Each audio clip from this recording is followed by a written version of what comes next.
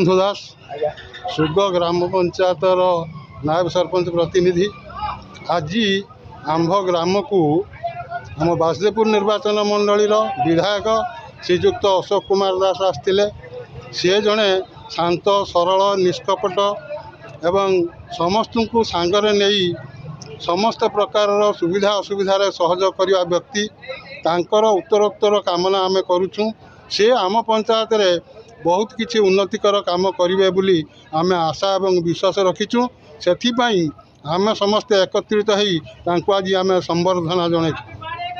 आउटे कथा कहतु आपनकर जो आगामी दिन जो आसुची जो 5 वर्ष अशोक सर रहिबे आपण पंचायतर माने विकास कार्य हबो तो आम पंचायत रे समस्त प्रकार विकास कार्य अशोक बाबू करिवे बोली मोर संपूर्ण विश्वास।